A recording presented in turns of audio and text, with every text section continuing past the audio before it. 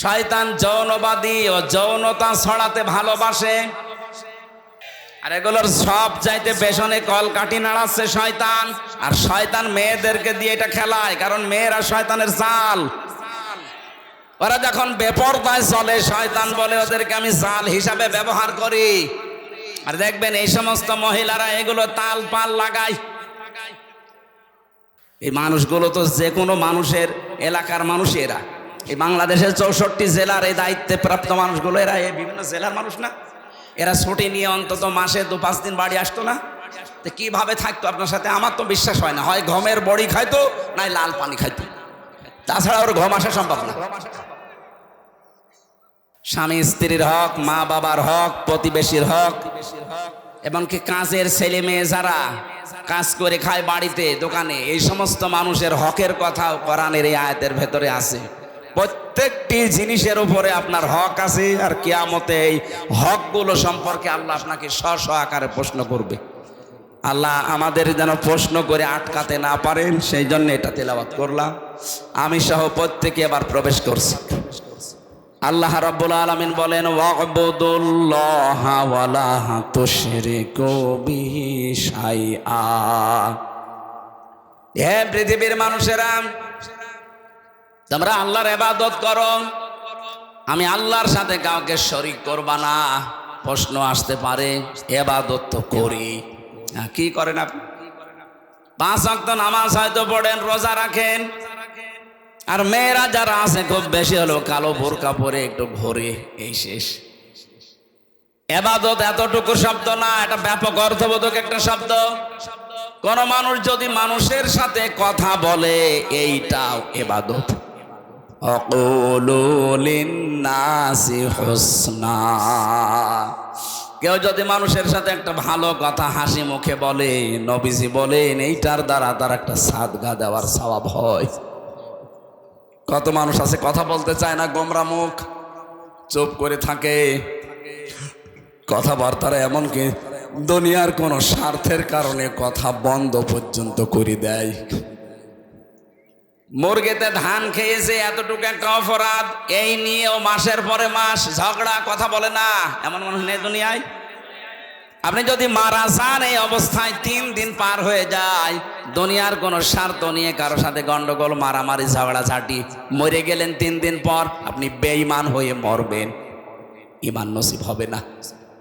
আমি তো জানি 3 দিন না, 3 বছর না, 30 বছর কথা বলে না ঠুনকো একটা বিষয় নিয়ে, এই কথা বলছে না কেন?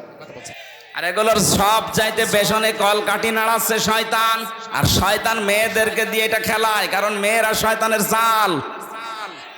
ওরা যখন বেপরদায় চলে, শয়তান বলে ওদেরকে আমি জাল হিসাবে ব্যবহার করি। আর দেখবেন এই সমস্ত মহিলারা এগুলো তাল পাল লাগায়। যে এলাকাতে দেখবেন এই যে তালাতালি করা, এর কথা ওর কাছে লাগানো, মানুষের সম্পর্ক নষ্ট করে দেওয়া একটা গুনার কাজ। এটা যখন বেশি চালু হয়ে যায় কোনো এলাকার ভেতরে, ওই এলাকার মানুষ ভালো হয়ে গেলেও তাদের দোয়া কবুল বন্ধ হয়ে যায়। মুসা আলাইহিস সালামের জামানায় একবার বৃষ্টি বন্ধ হয়ে গিয়েছিল বহুদিন। তিনি তার উম্মতদেরকে নিয়ে এরকম একটা ময়দানে দোয়া করলেন, 2 রাকাত নামাজ আদায় করে, রব্বুল আলামিন বৃষ্টি বন্ধ হয়ে গেছে। এগুলো নাই আমার উম্মত, আমার তো কষ্ট লাগে, কিন্তু এদের তো আমি বানাইনি, তুমি বানিয়েছো, তুমি তো মালিক, তোমার কষ্ট লাগে না, বৃষ্টি দাও।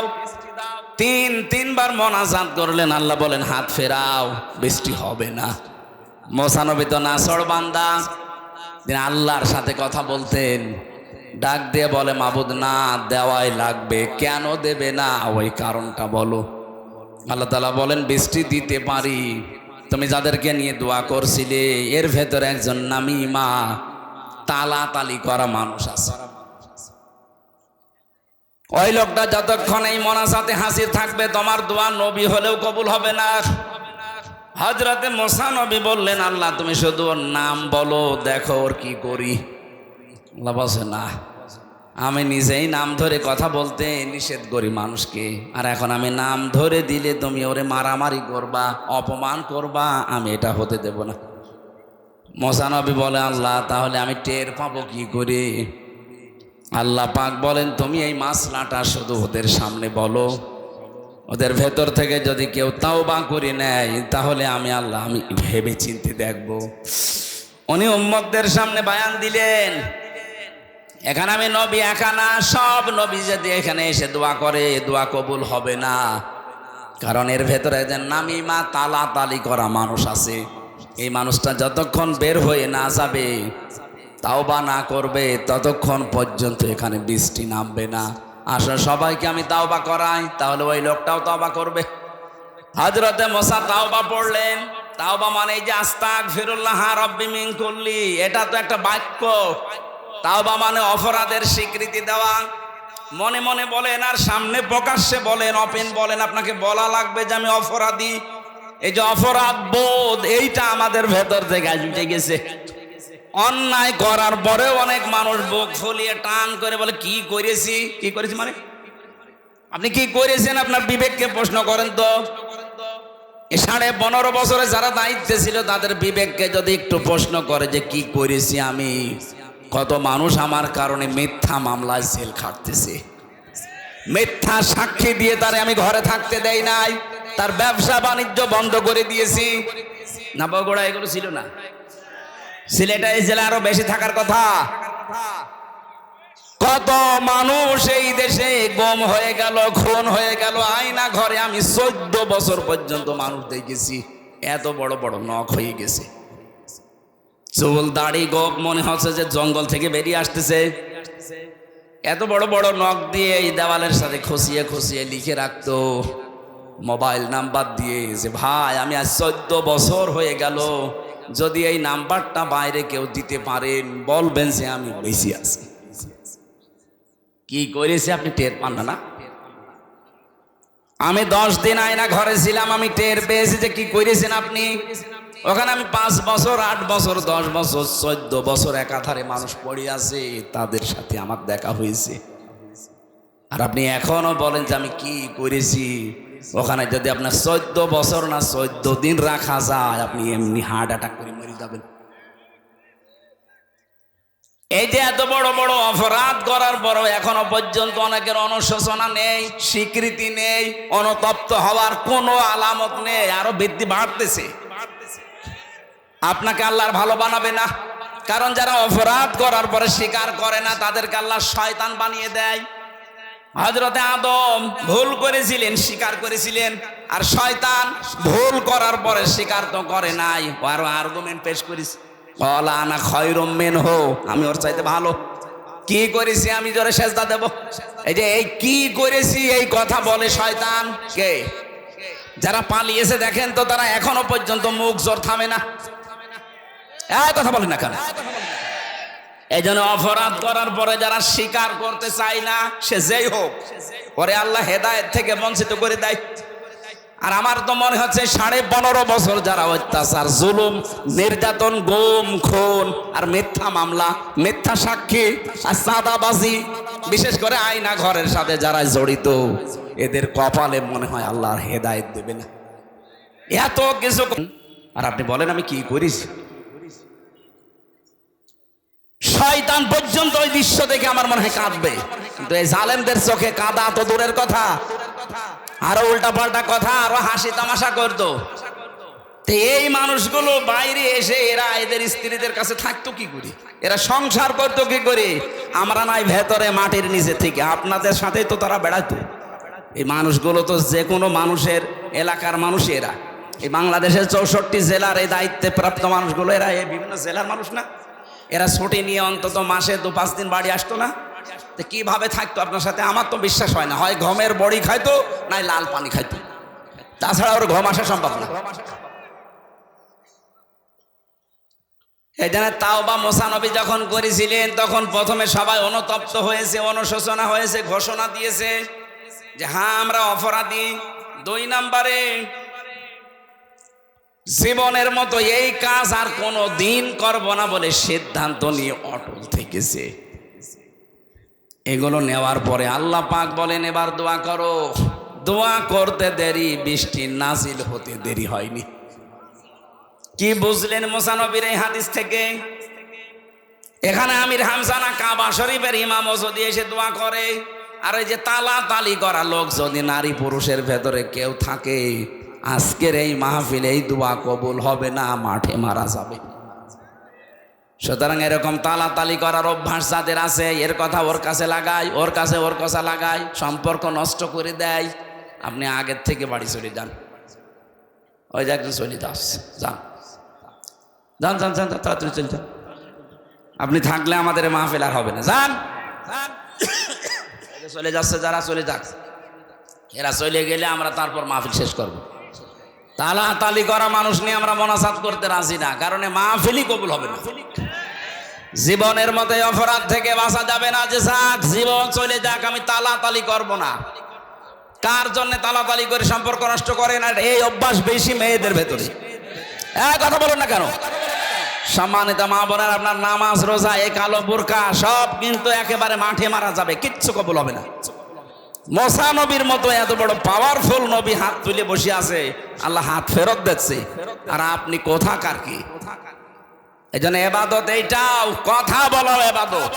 কারোর সাথে যদি রাগ করে থাকেন, ওটা আল্লাহর জন্য রাগ করা লাগবে। ও আল্লাহর বিধান মানতে চায় না, ওকে বোঝানোর পরে এই কারণে ওর সাথে আমার সম্পর্ক ভালো না, এটা কার জন্যে? বলেন বলেন। কারোর সাথে যদি ভালোবাসা দোস্তি তৈরি হয়, এটাও তৈরি হওয়া লাগবে আল্লাহর জন্য। কাউকে কিছু দিলে দান করলে ওটা আল্লাহর জন্য, কাউকে কিছু দেই না দান করি না, ওটা আল্লাহর জন্য। নবীজি বলেন ফাকাদ ইস্তাকমালাল ঈমান, ওর ঈমানকে যেন পরিপূর্ণ করে নিল। এক একটা আয়াতে লক্ষ লক্ষ কথা এভাবে তাফসীর আকারে করা আছে। এ তো 1-1.5 ঘন্টা 2 ঘন্টার ব্যাপার না, এগুলো আমি বই লিখেছিলাম। শয়তান যৌনবাদী ও যৌনতা ছড়াতে ভালোবাসে। আমাদের যৌনাঙ্গ যতটুকু একজন পুরুষের জন্য এই নাভি থেকে শুরু করে হাঁটু পর্যন্ত ঢেকে রাখা, এটা ফরজ। এটা কি? নামাজ পড়া যেমন ফরজ, একটা পুরুষের যদি পোশাক আশাক থাকে তাহলে তার নাভি থেকে হাঁটু পর্যন্ত মাস্ট বি ঢেকে রাখাই লাগবে। যদি এতটুকু কাপড় না থাকে তাহলে আপনার এই গুনাহ হবে না। কাপড়ই নেই, আপনি মাপ। কাপড় থাকলে মাস্ট বি এতটুকু ঢাকাই লাগবে। একজন পুরুষ মানুষ যদি নাভি থেকে হাঁটু পর্যন্ত ঢেকেও নামাজ আদায় করে, তার নামাজ হয়ে যাবে। কিন্তু একজন মহিলা যদি নাভি থেকে হাঁটু পর্যন্ত ঢেকে নামাজে দাঁড়ায়, ওর নামাজ হবে না, না হবে না। কারণ ওর ফরজটা আর একটু বেশি। ওর মাথার চুল যদি সেজদায় দিতে গিয়ে, রুকু দিতে গিয়ে দেখা যায়, ওর নামাজ ভেঙে যাবে। এই জন্য মেয়েদের শাড়ি পরে আমার মনে হয় নামাজ শুদ্ধ হয় না। মেয়েরা যারা শাড়ি পরে নামাজ পড়েন, এটা বাদ দেবেন, আপনি সালোয়ার কামিজ বানাবেন। আমার মনে হয় সালোয়ার কামিজে খরচও কম হবে, ফরজ পর্দাও আদায় হবে, নামাজও সুন্নত অনুযায়ী হবে। আমরা স্বামী যারা আছি তারাও বেশি যাব। 3000-5000 টাকা দিয়ে শাড়ি না কিনে ওই 450-500 টাকা দিয়ে সালোয়ার কামিজ বানানো হয়ে যায়। মেয়ে লোক তো ঝামেলা, ও ছাতা মানতে চাই না। হ্যাঁ, সম্মানিত মা বোনেরা, আপনার ফরজ মুখমণ্ডল, হাতের কবজি আর পায়ের পাতা বাদ দিয়ে পুরা শরীর আপনাকে ঢেকে রাখা লাগবে। নামাজের সময় অন্তত মাথার চুলটা যেন বের হয়ে না যায় কোনো ক্রমে। শয়তান সবচাইতে বেশি আনন্দ উপভোগ করে তখন যখন দেখে কোনো মানুষের লজ্জাস্থান উন্মুক্ত হয়ে আছে। আর এইটা চালু করার জন্য 15.5 বছরে যারা দায়িত্বে ছিল, ডাইরেক্ট ইনডাইরেক্ট ওই মানুষগুলো সবচাইতে বেশি চেষ্টা চালিয়েছে। এই জন্যই তো দেশে এখন ঝড় উঠতেছে না। এরে বাদ দিন, আপনি দরকার হয় ছাগলকে বসান, কিন্তু এরে বসানো যাবে না। 96% মুসলমানের দেশে যারা আল্লাহর নিষিদ্ধ কাজ পুরুষে পুরুষে নাকি বিয়ে করবে। বাড়ি যেয়ে কালকে বলবে। আপনি টের পাচ্ছেন কোথায় যাচ্ছে? খালি নামাজ পড়ে রোজা রেখে কালো বোরকা পরে হাঁ করে থাকলে হবে? বাস্তবতা নেওয়া লাগবে না? আপনার মেয়ে কালকের দিন পরে নিয়ে চলে যাবে, বলবে যে না দেওয়া লাগবে।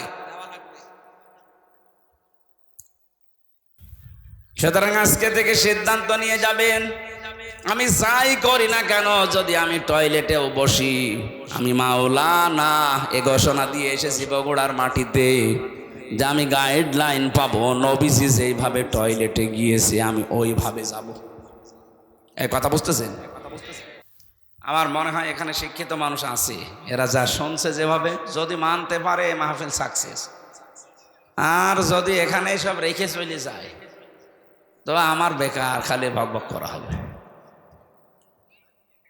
একটু খেয়াল করে বিবেকটা কাজে লাগাবেন। আজকে আপনি টয়লেটে গেলেন, মোহাম্মদুর রাসূলুল্লাহ যেভাবে গিয়েছে ওইভাবে ডান পা দিয়ে প্রবেশ করলেন, হবে?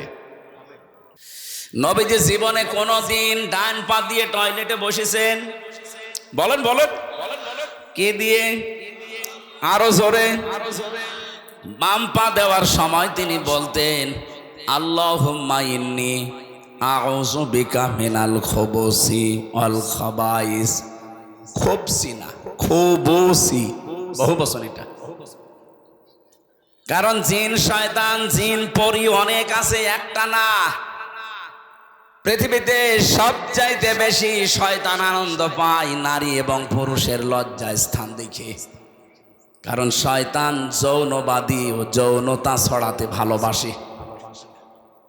আমরা যেহেতু সব জায়গায় পোশাক আশাক পরে থাকি, টয়লেটের সময়টা লজ্জাস্থান উলঙ্গ করা লাগে, উন্মুক্ত করা লাগে, এই জন্যেও ওখানে বসে থাকে। নবীজি শিখিয়েছেন ওখানে যাবার আগেই বলবা আল্লাহুম্মা, হে আল্লাহ, ইন্নি, অবশ্যই আমি, আউযু বিকা, তোমার কাছে আশ্রয় চাই, সাহায্য চাই, মিনাল খুবুসি ওয়াল খাবাইস, যত রকমের জিন পরি যা আছে দুষ্টু, ওরা যারা উৎপত্তি আছে আমার লজ্জা স্থান দেখার জন্য আমি ওদের থেকে আশ্রয় চাই। বিশ্বনবী বলেন এটা পড়ার পরে যখন মানুষ টয়লেটে বসবে শয়তানের চোখে ধোলা লেগে যায়।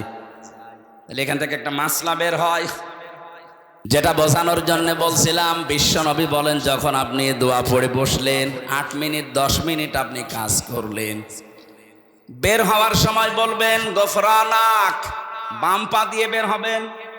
বলেন বলেন বলেন বলেন। প্রতিটি কথা থেকে শিক্ষা নেওয়া লাগবে যে আমি কি করি আর আসলে কি করা দরকার। ছোট কাজ না এটা।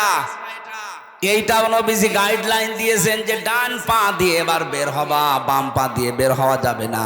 পৃথিবীর নিকৃষ্ট জায়গার ভেতরে যেহেতু একটা পায়খানা, কথা বলেন না কেন, যেন ওখানে যতক্ষণ থাকবেন বাম পা দিয়ে থাকবেন। বের হওয়ার সময় আপনাকে যেহেতু দুনিয়া আরেকটু ভালো জায়গায় যাচ্ছেন, ডান পা দিয়ে বের হওয়ার সময় মুখ বন্ধ করে থাকবেন না। প্রথমেই বলা লাগবে গফরানাক, হে আল্লাহ আমি মাফ চাই। কেন? কারণ এই 8-10 মিনিট আমি তোমার কাছে ক্ষমা চাইতে পারিনি, আমি একটা কাজে ছিলাম, দয়া করে আমাকে তুমি মাফ করে দাও। আলহামদুলিল্লাহিল্লাযী আযহাবা আন্নিল আযা ওয়া আফানি। প্রশংসা তো তোমার জন্যে, কারণ তুমি আমার পেট থেকে গান্ধা এবং অপবিত্র কষ্টদায়ক জিনিসগুলো বের করে দিতে। যদি তুমি না দিতে এটা বের করার জন্য আমার আবার অপারেশন করা লাগবে।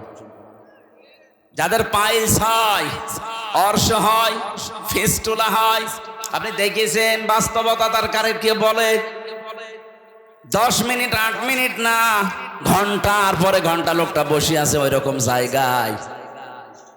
আল্লাহ যদি সত্যি আপনাকে গান্ধা জিনিস বের করে না দিতেন, ওটা কেটে বের করে লাগার জন্য অপারেশন করা লাগবে।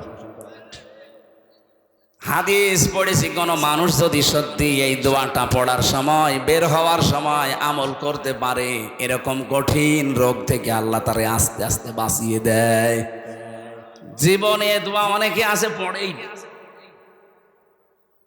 আমার বোঝানোর বিষয় ছিল যে দোয়াটা পড়ে আসলেন, গেলেন, 8-10 মিনিট সময় কাটালেন, পড়াটা নবীজির গাইডলাইন মতো হয়েছে, এই জন্য পড়াটাই এবাদত।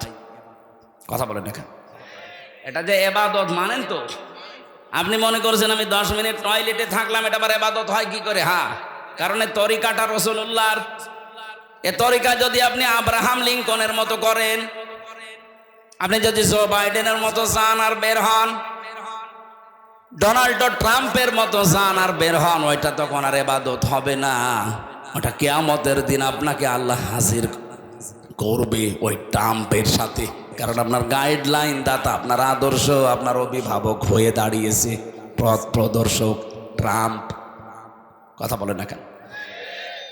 তাহলে আমাদের বাস্তবতা শুধু মাওলানা পড়লে হবে? আমি তো একটা বললাম জিকিরেরটা।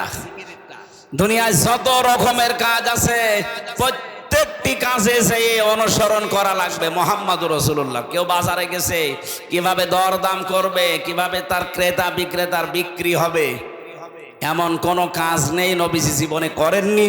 আর আপনি ওই কাজের বাইরে কোনো কাজ করলে আপনার মাওলানা মুহাম্মদ ওয়া আলা আলী সাইয়্যিদিনা কিচ্ছু হয়নি। তাহলে দরুদ শরীফ কবুল না হলে মাহফিল কবুল হবে? বলেন বলেন। আল্লাহ যেন আমাদেরকে সহজভাবে বোঝার তৌফিক দিন, বলেন আমিন। জেলখানায় আমি 3টা বছর ছিলাম, ফাঁসির কন্ডেম সেলের ভেতরে। আমার প্রতিদিনের তাহাজ্জুদের নামাজে এই দোয়া ছিল, আল্লাহ আমি বাইরে যদি জীবনে যেতে পারি। আমার আর আশা ছিল না যে আমি বাইরে যাব, কারণ ওরা যে অবস্থায় রেখেছিল মনে হয়েছিল মারা যাব। 24 ঘন্টা ওরা আমার নজরদারিতে তালাবদ্ধ অবস্থায় যোগাযোগ বিচ্ছিন্ন করে রেখে দিয়েছিল। জানতাম না যে বাইরে কেউ আসে না নেই। এমনি তো টেনশনে তো বিভিন্ন রোগ এমনি হয়নি, এই কারণে হয়েছে। কোনোদিন আশা করি নাই যে বাইরে বের হব। তারপরও যদি আল্লাহ তুমি বাইরে বের করো, তো অন্তত তোমার বান্দা বান্দিদের সামনে যখন আমাকে নিয়ে যাবে, কোরআনের কথাগুলো হাদিসের কথাগুলো এমন সহজভাবে যেন বলতে পারি, মানুষ যেন সত্যি সহজে, বাচ্চা যেমন মায়ের কথা বুঝে ফেলে, আমার সামনে যারা এরা যেন আমার সহজভাবে বুঝে। আপনারা বুঝতেছেন কথা? সুতরাং দরুদ শরীফ যে যেই কায়দায় পড়ছেন হচ্ছে না। আপনার সাইয়্যিদিনাও ঠিক নেই, মাওলানাও ঠিক নেই। আপনি মাওলানা মানেন গিয়াসউদ্দিন তাহেরিকে, ও যেভাবে জিকির করে আপনি ওইভাবে জিকির করেন। তার মানে আপনার জিকির আপনার মাওলানা গিয়াসউদ্দিন তাহেরি। কথা বলছেন না কেন?